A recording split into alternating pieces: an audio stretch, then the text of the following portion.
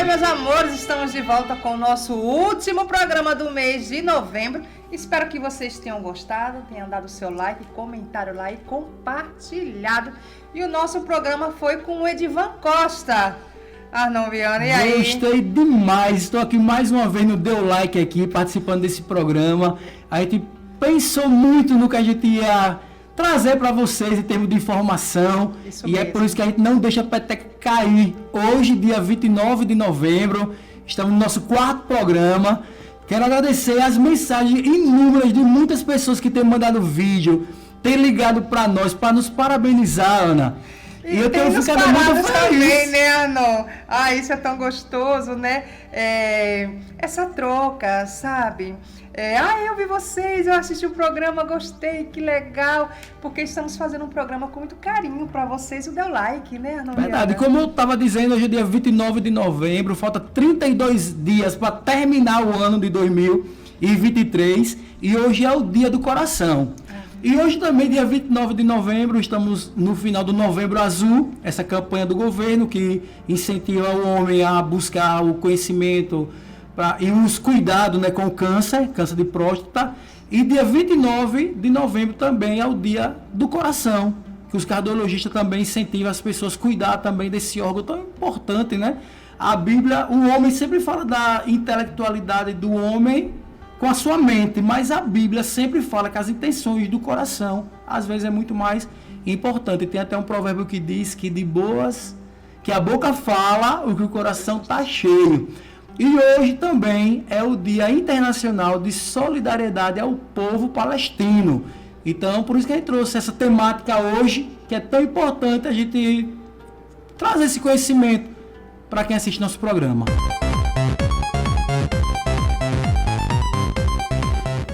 E no nosso quadro 5 Mais de hoje, nós vamos trazer para vocês informações e conhecimento a respeito do Evangelho. Os 5 países onde o Evangelho é restrito, que não entra, a pessoa não pode ter Bíblia, não pode professar sua fé em Cristo. Sendo eles os 5 são: 5º lugar, a Líbia. A Líbia é um país restrito. Em 4º lugar, Eritreia. Em 3º lugar, Iêmen. Em 2º lugar, a Somália. E em primeiro lugar, a Coreia do Norte. Então, esses países aí é uma lista atualizada já de 2023 pelo portal Portas Abertas, que trouxe para nós essas informações aí.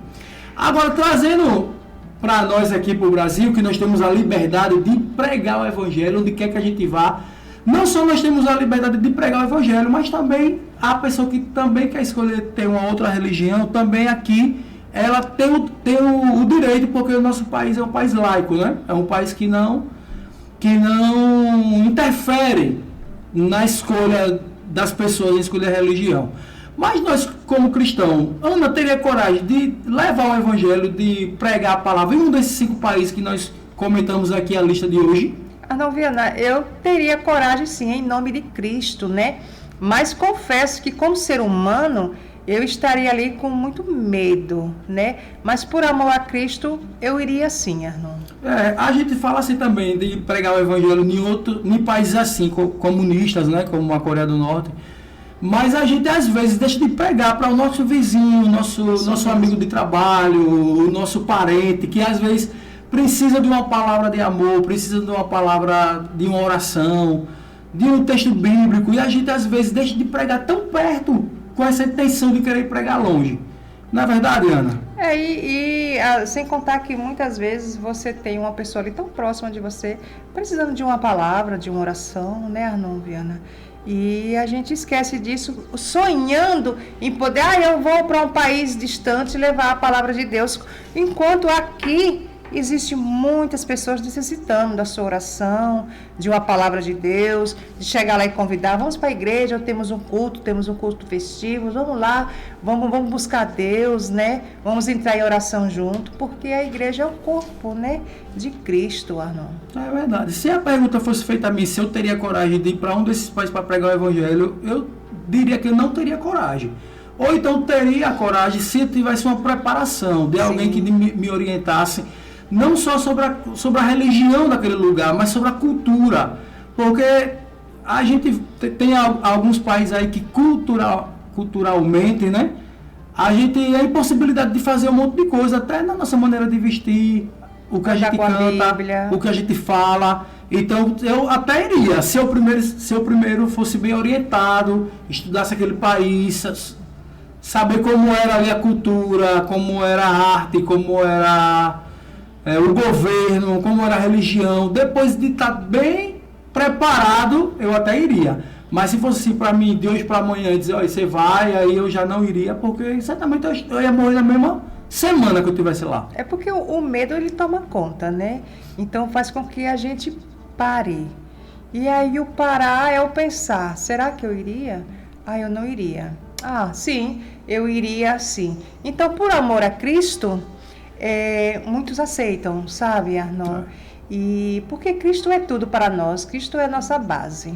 A igreja onde eu dirijo, lá no Lamarão, é um bairro um pouco que tem lugares hostis. E eu já, aos domingos pela tarde, já saí para evangelizar, levando a palavra porta a porta.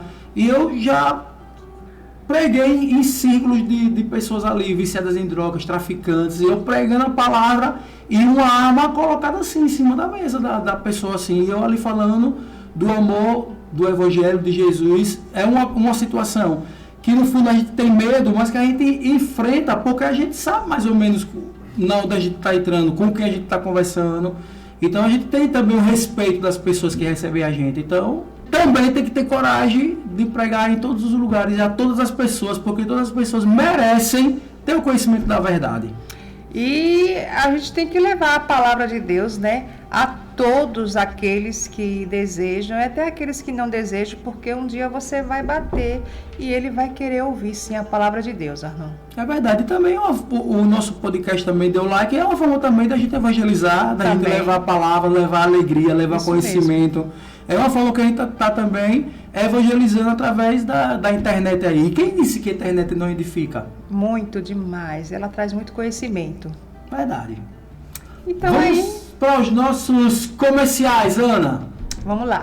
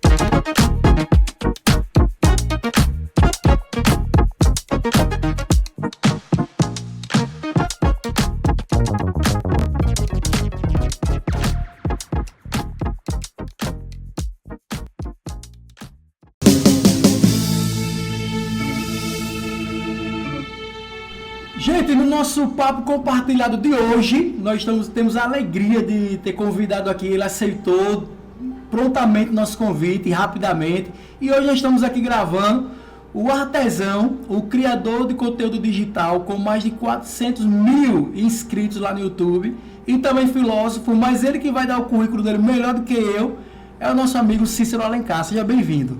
Arnon, muito obrigado pelo convite, né? Para mim foi uma alegria vir aqui falar um pouquinho do meu trabalho, falar um pouquinho de mim, né? No Deu Like, eu já tinha assistido, já tinha visto o programa com você, com a Ana também, achei muito bacana. E para mim é um prazer e uma alegria estar aqui com você. Que bom, a gente queria mais tempo para poder falar sobre tanta coisa, mas hoje nós vamos focar um pouco na vida artesanal, na vida do artesão. Certo. Apesar que a gente poderia falar sobre tantas coisas, né, que envolvem a nossa vida, mas eu queria saber como é que tudo começou aí nessa área. A gente trouxe até algumas peças aqui, como vocês podem ver, algo que é tendência, algo diferente aí para a gente poder daqui a pouco estar mostrando melhor. Mas eu quero saber como é que tudo isso aqui começou na sua vida, como entrou na sua vida. Então, a minha história é muito longa e eu sempre falo que não daria para fazer um filme, teria que fazer uma trilogia, né? Porque é muito longa. Eu sou pernambucano, né? Nasci na cidade de Exu, Pernambuco, uma cidade bem pequenininha, né? Eu estou com 47 anos de idade, então você imagina que já tem muita história aí até eu chegar a isso aqui, né? Na verdade, eu saí do Ceará ainda criança, fui morar, ou melhor, eu saí de Pernambuco, fui morar no Ceará, me criei no Ceará. Depois eu entrei no convento, fui ser frade, quase me tornei padre, aos 21 anos de idade, fiquei até os 29. Depois dos 29 anos de idade, eu tinha feito filosofia, então eu sou formado em filosofia, eu sou professor de filosofia. E aí, quando eu saí do convento, eu já fazia artesanato, porque eu comecei a fazer artesanato em 95, quando eu ainda fazia o 2º grau. Foi o meu primeiro contato com artesanato. E aí eu fiz artesanato por hobby até 2008. Em 2008, porque minha história é muito longa, não dá para contar os detalhes, mas em 2008 eu estava morando em Brasília, né, no Distrito Federal, depois de já ter feito várias coisas, depois que eu saí do convento, já tinha trabalhado com telemarketing, já tinha sido professor de filosofia, professor de artes, professor de religião. E aí o artesanato para mim era apenas um hobby. Eu fazia só porque eu gostava, para dar de presente, porque eu gostava mesmo de fazer, para ver se eu conseguia fazer determinadas técnicas, né? Deixando claro que eu sou autodidata, eu nunca fiz curso de nada, então eu aprendi por conta própria, né? Inicialmente vendo revistas, né? Porque eu sou do tempo das revistas, do passo a passo em revista. Hoje em dia dá tudo mais fácil, né? Por causa do YouTube. Só que em 2008 eu estava morando em Brasília e estava desempregado. E aí uma amiga minha perguntou assim, você não me ensina a fazer? Na época eu trabalhava com pintura decorativa, né? Que inclusive agora eu estou voltando aqui em Aracaju a trabalhar com isso. Tem até um baú aqui em cima, né, do cenário de vocês, que é uma técnica da pintura decorativa, que foi uma das primeiras coisas que eu comecei a fazer para empreender, porque até então o artesanato para mim era apenas um hobby, então não pensava em ganhar dinheiro, não tinha a mínima intenção de me tornar nem empreendedor, muito menos professor de artesanato. Mas aí lá em Brasília, onde o artesanato é muito forte, né? É muito forte para matéria-prima, é muito forte para venda, é muito forte também para tudo. Então lá eu me encontrei e disse assim, eu acho que agora dá para pensar o artesanato de um outro jeito. Certo. E aí como essa minha amiga pediu para eu ensinar para ela, aí quando eu estava ensinando, ela falou assim, por que você não abre uma loja? E eu falei, cara, como assim? Eu já pensei em ter tanta coisa na vida, mas eu nunca pensei de ter uma loja de artesanato. Né? Quando eu pensei, as poucas vezes que eu pensei em empreender, depois que eu saí do convento, né, porque eu saí em 2004, eu pensava em ter uma cafeteria, eu pensava de ter uma livraria com café, porque em Curitiba eu conheci um lugar chamado Café com Texto, e era muito bacana, era uma livraria onde tinha um espaço para tomar café e as pessoas conversarem e lerem.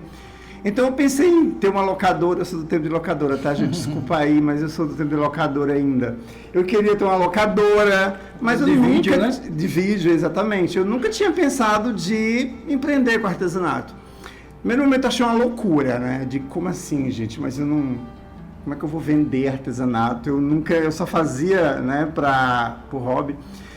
E aí, eu acho que eu nasci já com uma veia, né, empreendedora, porque eu, com acho que 8, 9 anos de idade, eu já vendia. Eu vendia, aqui chama din-din, né, geladinho. Não, geladinho. Geladinho. Isso. Lá no Ceará é din-din. Lá no Ceará é din-din. Eu vendi din-din, eu vendia bala, criança ainda, né, eu mesmo comprava chiclete, bombom, e eu ia vender nos campeões de futebol que tinha lá no interior, no sítio, né?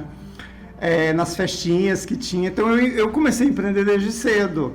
Só que assim, eu vim descobrir que eu era empreendedor quando eu me tornei empreendedor como adulto, que eu vi que eu já empreendia desde cedo. Entendi. Aí eu conheço a cidade de Exu, lá de Pernambuco. Isso. Inclusive eu conheci lá o museu do Luiz Gonzaga, que eu acho que é o ponto turístico mais importante da cidade. Isso. É porque, na verdade, o Exu é conhecido por causa do Luiz Gonzaga, Exatamente. Né? Quando eu digo que eu sou filho né? de Exu, aí os crentes piam, né? Quando eu digo assim, eu sou filho de Exu. Porque lá mas, na na verdade, Exu. é filho da cidade de Exu. Que não tem nada a ver com a religião. Não tem nada a ver tem com o nada a orixá, ver. de forma nenhuma. E esse papo que você começou a falar isso, a gente vê que seu olho brilha, você gosta mesmo do que você, na que verdade, você faz. Então, assim, por que eu não empreendia com artesanato? Eu amava artesanato, mas na minha cabeça não dava para viver disso. E por quê? Porque assim, eu sempre gostei muito de ir para feiras, acho que pela paixão mesmo do artesanato, eu gostava de ir para feira.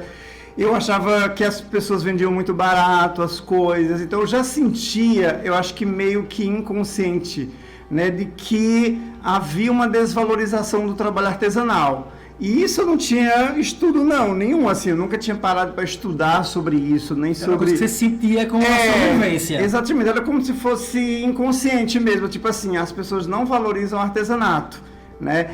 E olha que eu era consumidor, então como consumidor, eu olhando os artesãos expondo, eu digo assim, poxa, mas está muito barato.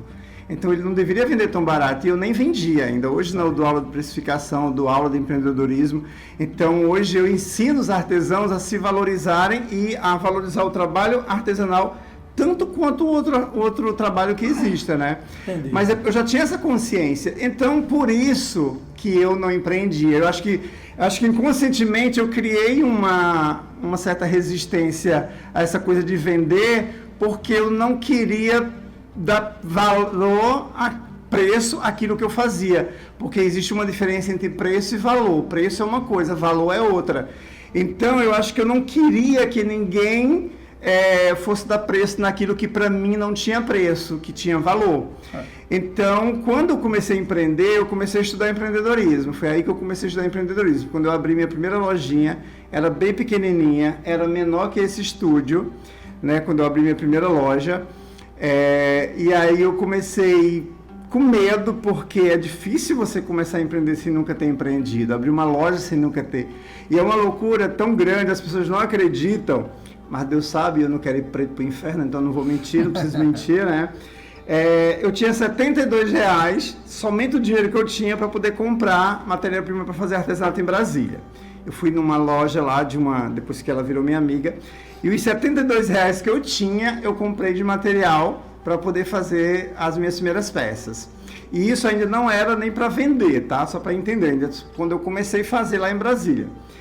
E aí, eu fui fazendo, as pessoas foram vendo, fazer para minha sogra, para minha cunhada, aí a amiga da minha cunhada queria, a amiga da minha sogra queria.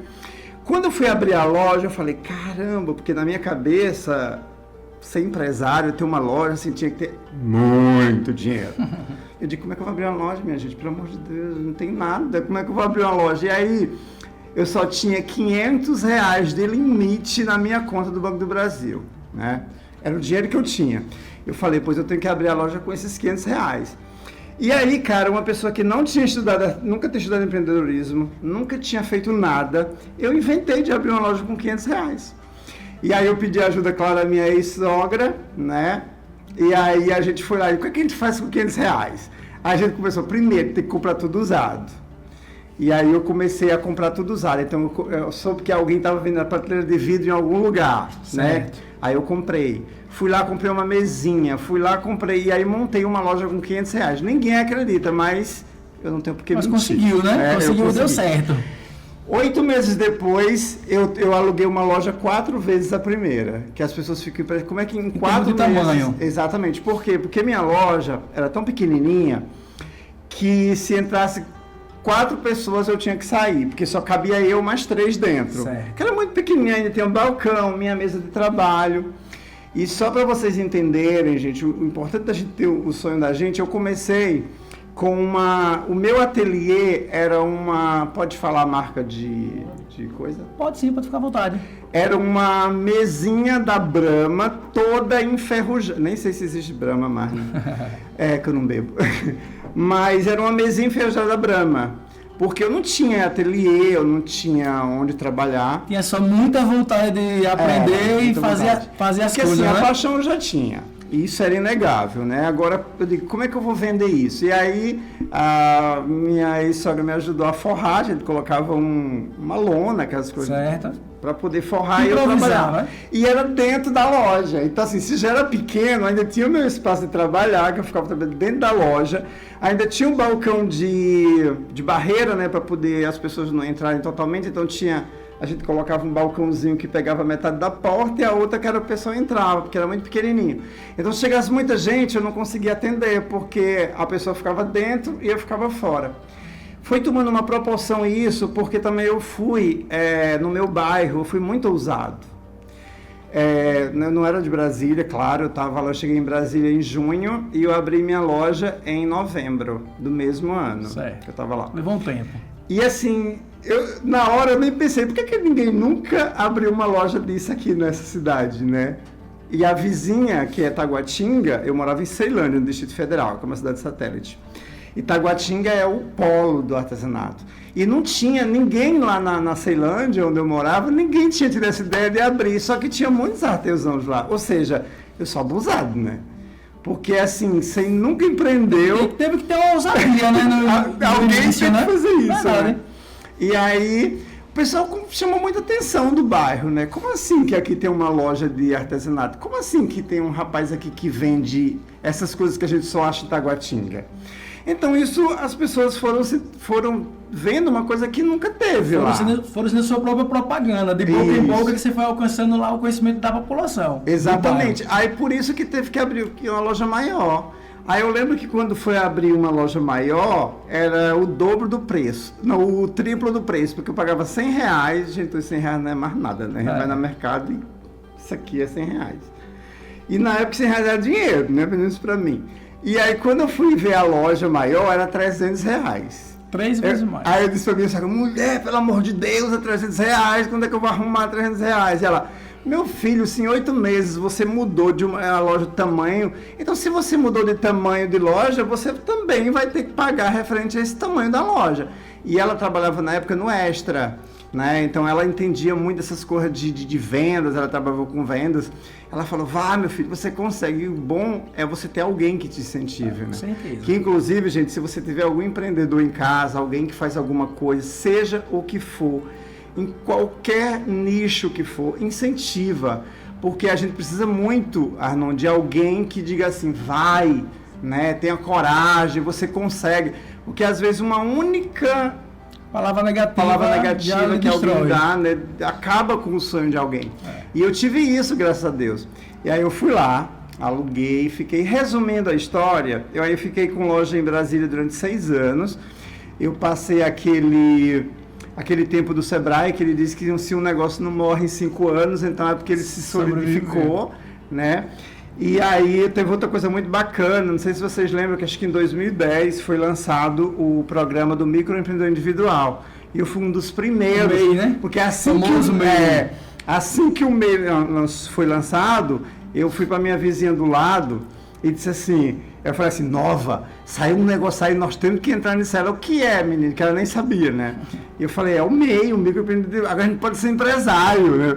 Porque pequenininho do jeito que a gente era, não existia pra gente. Ô Cícero, e depois de ter construído essa loja lá em Brasília, como foi que você chegou aqui em Aracaju? O que foi a ponte? Como você chegou aqui? Pronto, então, aconteceram várias coisas lá em Brasília que fez com que eu saísse de lá, né? Questões familiares, minha mãe queria que eu ficasse mais próximo dela, então que eu voltasse para o Nordeste. E aí eu tinha que pensar em algum lugar para eu vir. Então eu pensei em Aracaju. Meu irmão já morava aqui, eu amava Aracaju, já tinha morado no interior de Sergipe, também em Carmópolis. Então eu digo, eu vou para lá porque é um lugar que eu gosto, é um lugar que eu amo. Então se é para me mudar, eu vou me mudar para um lugar que eu tenho vontade de viver. Tá certo. E aí lá em Brasília eu trabalhava propriamente com, como eu te falei, com a pintura, né, decorativa. E aí quando eu cheguei em Sergipe, eu achava que eu ia continuar fazendo a mesma coisa aqui. E até aí, chegar nas miçangas, que chama o seu artesanato de miçanga, né? Exatamente aí que eu cheguei nas miçangas, porque na verdade a minha intenção em Sergipe era continuar fazendo o que eu fazia lá. Mas aí quando eu cheguei em Sergipe, que eu fui fazer uma pesquisa de mercado, porque para quem não sabe, toda vez que você vai criar um negócio, você tem que fazer uma pesquisa de mercado, fazer um plano de negócio. E aí, para mim, foi horrível, porque Aracaju não tinha nada quando eu cheguei em 2013. Nada, literalmente era no que eu trabalhava. Certo. Então era no muito seu nicho, que isso, no meu nicho. Era muito é... escasso a matéria-prima, então eu praticamente não encontrava nada que eu tinha lá. Muita coisa chegou muito depois em Aracaju, como recorte a laser, uma variedade de tintas, da matéria-prima que eu precisava. Certo. E aí eu me deprimi, fiquei super triste. Quando eu fui pesquisar sobre internet, como comprar, para mim não dava, ficava muito caro trazer as coisas de lá. As pessoas, de uma certa forma, vendiam muito barato os produtos aqui nas feiras e a matéria-prima era muito cara e é uma conta que não fecha. Certo. Não tem como eu comprar matéria-prima cara e vender o produto barato. E aí eu fiquei meio deprimido, eu esqueci o artesanato um pouquinho de lado e fui trabalhar com meu irmão vendendo chinelos industriais, rasteirinhas de couro. Só que eu estava muito triste, até que apareceu alguém na loja que eu tinha com meu irmão, vendendo sandálias, perguntando sobre sandália de pérola, que era a tendência, que estava todo mundo usando e que era a maior moda. Eu lembro também os chinelos decorados de 2015. E eu não conhecia, eu não usava o YouTube, eu não consumia o YouTube, essas coisas, não tinha contato. E aí eu fui pesquisar, vi que eu sabia fazer. E aí eu digo, agora acho que dá para voltar para o artesanato. Não é o que eu faço, que é pintura decorativa, mas eu posso fazer o que é tendência. Se é tendência, a gente vai fazer. E aí eu comecei a fazer os chinelos de pérola, comecei a postar nas minhas redes sociais, eu só tinha o Facebook. Aí depois de um tempinho eu fui para o Instagram, eu não era do YouTube, não consumia, não era muito fã disso. E aí quando eu comecei a fazer, a gente tem uma coisa que é muito comum das redes sociais, vocês trabalham com isso, sabe? Tudo que a gente posta, o povo quer saber onde foi, como fez. E aí foi quando a pessoa começou assim, ensina pra gente, como é que faz isso? Faz vídeo pra gente. Gente, como assim fazer vídeo? Eu nem sabia que tinha isso. Eu descobri que tinha várias pessoas que faziam isso, ensinando no YouTube. E aí eu tive contato com essas pessoas, vendo o vídeo delas, aprendi. E até que eu criei meu próprio canal, porque eles pediram. Não sabia Teve que se posicionar digital, né? Na verdade, eu tive que me renovar, eu tive que esquecer um pouco aquilo que eu estava fazendo e dizer, bem, eu tenho que fazer o que me dá renda, o que eu vou conseguir fazer para sobreviver em Aracaju, porque senão não ia ter que continuar fazendo o que não era artesanato, que era a minha paixão. E aí o meu canal no YouTube começou, o primeiro vídeo foi muito bem aceito, veio o segundo, então veio 1.000, 2.000, 5.000, 10.000. E aí eu passei a trabalhar somente com o que eu estou trabalhando hoje. Que hoje você não faz a venda direta das peças, né? Você trabalha mais ensinando... Não, quando eu comecei fazendo para vender, era como qualquer artesão. A pessoa ia lá, pedia essa bolsa aqui, por encomenda eu fazia e vendia para ela. Mas chegou um momento que eu percebi que eu, como criador de conteúdo, fui muito bem aceito. E aí, com a orientação de algumas pessoas, assim, você pode viver disso, moço. Eu digo, como assim, Brasil, viver disso? Aí eu descobri que podia ganhar dinheiro com o YouTube, fazer... E aí foi quando chegou um momento que eu foquei somente em criar conteúdo, parei de vender. E aí, graças a Deus, hoje eu vivo muito bem com o meu canal no YouTube. Eu não trabalho diretamente com vendas, né? Eu só faço mesmo para ensinar. Eu vendo alguma outra coisa, né? Mas eu comecei ensinando chinelos, mas as pessoas queriam que eu ensinasse laços de cabelo. Eu também sabia fazer, eu fiz. Depois eu passei para bijuterias, faço bijuteria também. Ô Cícero, como é o processo de criação de uma peça? De onde é que ela surge do nada e depois você vê ela pronta? O tempo que leva, por exemplo, essa bolsa que você mostrou aí, eu acho que leva um tempo pra caramba para poder juntar de maneira manual, artesanal, né? Quanto tempo ela é para fazer tipo uma bolsa dessa e como é o processo de criação? A gente tem vários processos, né? A gente tem um pouco de cópia, porque hoje em dia não tem como, né? Hoje nada se cria, se copia, como diz. Mas assim, muitas vezes a gente se inspira, eu não gosto de copiar, eu gosto de me inspirar. Certo. Então eu me inspiro em alguns trabalhos. Tem coisas que eu crio mesmo a partir das técnicas que eu conheço, do conhecimento que eu tenho sobre a matéria-prima. Então, por exemplo, essa peça aqui é uma criação minha, isso aqui não é cópia de ninguém, então eu vejo todo o design, eu vejo tamanhos, eu vejo texturas de produtos e eu vejo o que é tendência no mercado.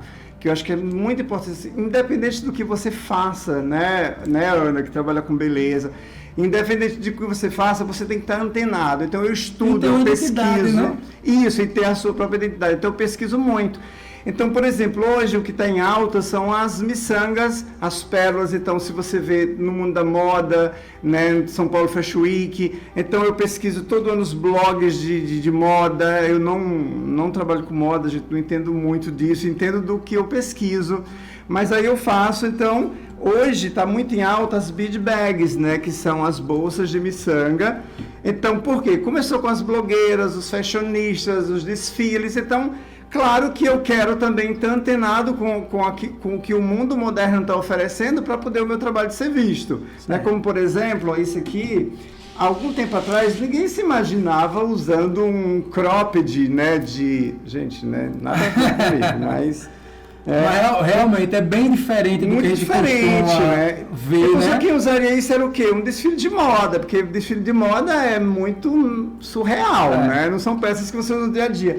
Mas aí quando começa, né, com essa questão dos influenciadores, né, digitais, a influência usa, a blogueira usa, então assim, as pessoas pensam assim, pô, então tá todo mundo usando, eu vou usar. Também. Então passa a ser uma peça que até então dificilmente uma pessoa comum usaria. Hoje é muito comum você ver uma menina usando um cropped de pérolas, né? Isso aqui foi eu que desenvolvi também, o tamanho meu, o modelo, tudo eu criei. Então, hoje eu trabalho praticamente com isso, certo? E bijuterias também. A biju é a mesma coisa, eu tenho que ver, todos os anos eu estudo quais são as cores do ano, de acordo com a Pantone, então eu pesquiso quais são as tendências do momento, cores, eu estudo também, eu também trabalho e ensino sobre combinação de cores, que é muito importante quando você faz alguma coisa, você ter, e não pode só fazer ou só copiar o que está todo mundo fazendo. Certo. E o processo nasce dessa forma. Um dia eu estou em casa e eu imagino, acho que eu vou fazer uma bolsa de miçanga assim, com essa cor, com esse tamanho, com essa textura. E o processo criativo de um artista é muito louco, né? É uma coisa que a gente não sabe dizer como é que começa e como é que termina. Porque, por exemplo, eu estou fazendo essa peça, a ideia era fazer... essa bolsinha aqui, ela vai para um cara que é do mundo da moda, participa de Fashion Week, e ele viu meu trabalho.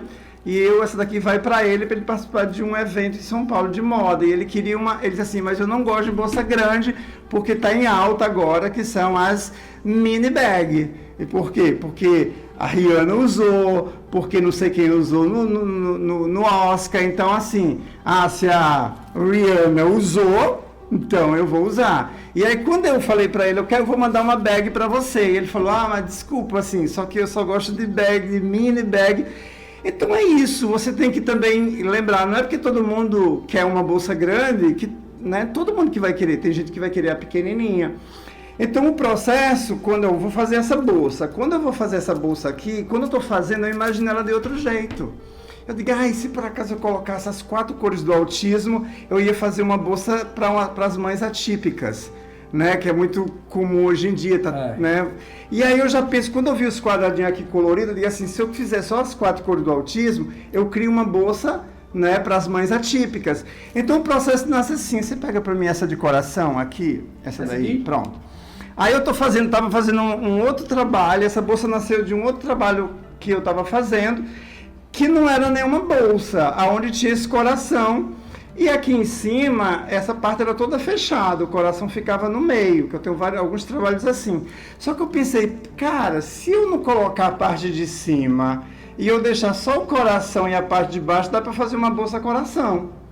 Então, o nosso trabalho, ele nasce desse jeito. Inclusive, essa daqui eu vou deixar aqui, gente, para que a Ana e o Arnon possam sortear. Obrigado, né, ainda agradeço muito. De vocês. Então, é desse jeito que amanhã, só que acontece o processo criativo. Só que, Arnon, eu queria dar uma notícia de primeira mão. Posso fazer um merchan agora? Pode sim, deve. Então, Aracaju mudou muito e eu acho que é bom trazer essa notícia boa, que se eu abandonei minha paixão e... Peraí. Eu emocionado. É porque eu abandonei minha maior paixão, que era a pintura decorativa, há 10 anos atrás. Ai, gente, desculpa. Não, tudo bem. Respira porque aí. Quando eu saí de Brasília, eu não tinha... posso tomar uma água, expectativa, né? acho que eu não tinha de ir para esse mundo, não é? Eu não pensava em ir para o mundo da moda, de trabalhar com miçanga, só que, porque a minha paixão era a pintura decorativa. Eu faço muitas coisas. Dizem que eu sou artista plástico também, porque eu faço quadros com diversas texturas, né? E eu tive que abandonar minha paixão em 2013, quando eu cheguei em Aracaju e vi que não tinha matéria-prima para trabalhar. E agora, 10 anos depois, eu fechei parceria com uma loja aqui de Aracaju e eu vou começar como professor de pintura decorativa. Parabéns! Então, a gente vai estar lançando o curso na escola. Estou até emocionado, gente. Na loja. Então, eu vou voltar para a minha paixão e, ao mesmo tempo, eu vou ensinar essa paixão para outras pessoas aqui em Sergipe. Então, o que eu não fiz há 10 anos atrás, que era o meu sonho de quando eu cheguei aqui fazer agora, né? Eu vou poder fazer agora. Então, além das miçangas e bijus que eu ensino, eu vou começar também agora, novamente, a voltar a fazer. E eu me emociono porque, não sei se alguém aqui já abandonou alguma paixão na vida, né? Deixou alguma coisa e você... eu não queria nem ver, eu não queria pegar em nada, eu não queria ver nas lojas. Hoje, nesse período, né, que eu fazia essas outras coisas. Desculpa, gente. Porque quando eu entrava numa loja que eu via isso aí, era como eu dizia assim, eu tive que abandonar essa paixão há 10 anos atrás. E, Cícero, por que você não voltou, né, há 5 anos atrás, que já tinha melhorado? Porque o que eu ganho dinheiro era com isso. Hoje, graças a Deus, como você já citou no início, eu estou com 409 mil, quase 110 mil no YouTube. Gosto do que você faz. Já fui indicado 2 vezes como artesão do ano em São Paulo, numa cerimônia, quer dizer, não foi em Aracaju, porque Aracaju, infelizmente, eu não sou muito conhecido e as pessoas daqui valorizam muito pouco também quem é daqui. Mas eu já fui indicado como artesão do ano 2 vezes, né? Fui finalista. Em São Paulo, em cerimônia na Paulista e tal. E aí, então assim, eu não voltava para aí porque o que estava me dando dinheiro, o que está me dando retorno e engajamento e tudo era esse meu trabalho, que eu sou conhecido nacionalmente e até fora, né, que a gente tem seguidores de outros países, por causa que o pessoal brinca que eu sou o rei das pérolas, das miçangas, das pedras. Não sou não, gente, eu sou um coitado de um servo, não sou rei nenhum. Mas o povo chama, e agora eu quero fazer também a pintura decorativa. Parabéns, Cícero, parabéns. A gente vê que você gosta do que você faz. Eu queria só perguntar assim, o artesão hoje que não se posiciona na rede social, ele consegue sobreviver bem da arte e do artesanato? Não, eu achei muito legal o nome do programa de vocês, o Deu Like, porque é ultra moderno, né? É muito... Obrigado. É muito moderno isso, porque assim... Hoje em dia, ou você está, né, nas redes sociais, ou você traz seu negócio para esse universo virtual, ou você não sobrevive. Lembrado, não é visto, né? Não sobrevive. Hoje em dia você precisa disso. Claro que eu, como criador de conteúdo, a gente sabe que é uma faca de 2 gumes, né? Ao mesmo tempo que a gente tem muita coisa boa, tem muita coisa negativa também. Os haters, que o diga, né? A gente tem todo esse peso. Eu acho que é só questão de equilibrar. Então, se você é artesão ou não, traz teu negócio para as redes sociais, para o virtual. Deixa o povo dar like, né? Verdade. Porque, na verdade, isso é o que está fazendo com que você seja conhecido. E é muito diferente, porque quando eu era artesão em Brasília, não tinha esse poder as redes sociais. As pessoas conheciam a gente no bairro, mal na cidade. No máximo, né? E hoje nosso trabalho vai para o mundo inteiro, né? Por causa das redes sociais. E aí, eu quero voltar um pouquinho para essa coisa do ateliê, de ensinar, que era o que eu fazia antes, quando eu era anônimo, né? Mas, claro que o que eu já sou hoje, a gente não pode deixar de ser, né? A gente não desdeixa de ser, a gente vai continuar, não volta atrás. Mas a gente pode reformular. Então, hoje eu estou reformulando minha carreira, continuo na internet, no YouTube com isso, mas também vou trazer mais assim para dentro da loja, ensinando, voltando para minha paixão. Legal, então você pode dizer que é um projeto que você tem de seguir adiante nisso aqui, né? Com certeza, eu acho que eu não me vejo fazendo outra coisa, não quero sala de aula como professor de filosofia, nem que você me pague 3, 4, 5 vezes o que eu ganho hoje, eu não volto para uma sala de aula para dar aula, porque eu encontrei meu lugar no mundo. Aqui, né? Meu propósito é esse. Então você que acompanha nosso programa, que ainda não conhece a rede social aí do Cícero Alencar, eu te convido aí lá no YouTube e ver como o jeito que ele aprendeu mesmo a você aprender a fazer miçanga. Acho que até uma pessoa que não é da área de artesanato consegue chegar lá na onde vende as miçangas e comprar o material e consegue fazer sua própria pulseira, sua própria biju. Pode. É bem legal. Dinheiro também. E pode também revender ali na sua comunidade, né? Então, eu quero agradecer muito. O legal que eu acho, Arno, hoje em dia é que, assim, hoje em dia as pessoas, com o YouTube, né, ou com outras plataformas que ensinam, as pessoas elas conseguem aprender, porque tem pessoas que disponibilizam gratuitamente, como eu não tenho curso pago, né, então o meu conteúdo é todo gratuito nas redes sociais. Você aprende para você que só quer fazer para você que quer fazer por hobby, como eu fiz, mas também que você quer ter uma profissão. Eu acho que o meu negócio, ele se transformou a minha paixão se transformou no meu propósito de vida. Hoje, o artesanato é meu propósito de vida. E isso começou quando eu comecei a ver pessoas os comentários de que você me tirou da depressão, né? O artesanato, na verdade foi o artesanato, não fui eu, né, gente? E foi Deus. É ocupacional, né? Mas assim, eles dizem isso, você me tirou da depressão. Quando a gente percebe que o nosso trabalho tem esse poder, né, de trazer isso para as pessoas, ou então quando diz assim, olha, com você, por causa de você eu tenho uma profissão hoje, por causa de você, eu e meu marido colocam comida dentro de casa, por causa de você, meus filhos não estão nas drogas, porque eles aprenderam artesanato com você. Eu fico me arrepiando todinho, gente.